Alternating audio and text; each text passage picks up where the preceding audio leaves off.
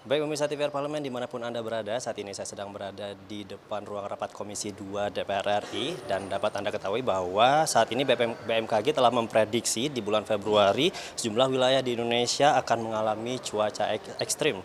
Mengingat di bulan Februari, tepatnya pada tanggal 14 Februari 2024 mendatang, masyarakat Indonesia akan menggelar pesta demokrasi yakni Pemilu 2024. Lantas bagaimana pengawalan pemilu di wilayah rawan bencana? Langsung saja kita tanyakan bersama dengan salah satu anggota Komisi 2 DPR RI, Bapak Gus Pardi Gaus dari fraksi PAN, daerah pemilihan Sumatera Barat 2. Baik Bapak, bagaimana antisipasi dari pihak penyelenggara sendiri terkait kondisi cuaca ekstrim jelang pemilu ini Pak? Ya, sebetulnya kami jauh-jauh hari sudah membahas, mendiskusikan, dan memberitahu kepada penyelenggara pemilu bahwa sesuai tahapan-tahapan pemilu yang sudah kita tetapkan, bahwa pelaksanaan pemilu itu dilakukan pada tanggal 14 Februari 2024. Di mana pada bulan itu cuacanya adalah sesuatu yang tidak menguntungkan.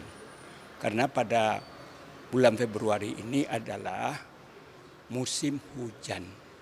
Oleh karena itu kita sudah mewarning kepada KPU untuk mewanti-wanti apa yang harus dilakukan, apa yang harus dipersiapkan, sehingga jangan sampai terjadi nanti apakah kertas suaranya yang rusak, basah, begitu juga bilik suara dan lain sebagainya. Ternyata memang ada di beberapa kabupaten kota, ada yang surat suara itu rusak, ada yang basah dan lain sebagainya.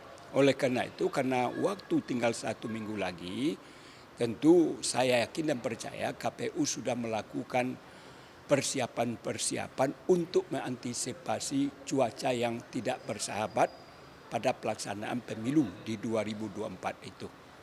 Mudah-mudahan kita berharap tidak ada kendala, begitu juga dengan daerah-daerah terpencil.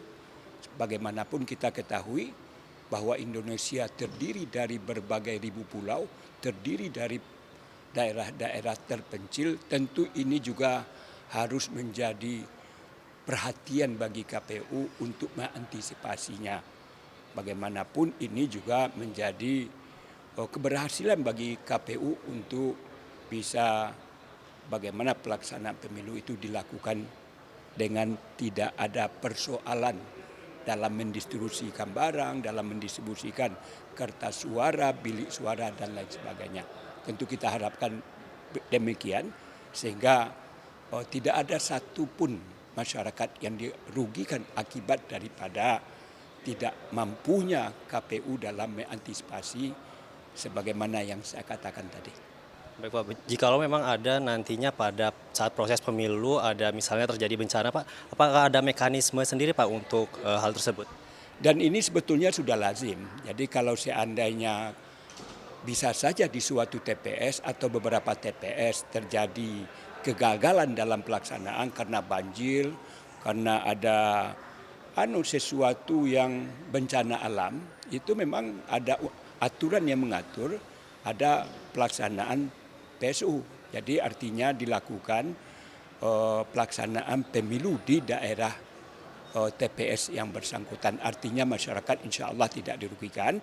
Kalau seandainya pada hari H itu terjadi bencana, terjadi banjir, kemudian tidak bisa dilaksanakan pelaksanaan pemilu di tanggal 14 Februari itu, ada ruang yang diberikan oleh ketentuan dan peraturan yang berlaku di mana KPU boleh melaksanakan penundaan di tempat-tempat yang bersangkutan untuk melakukan pemilu ulang.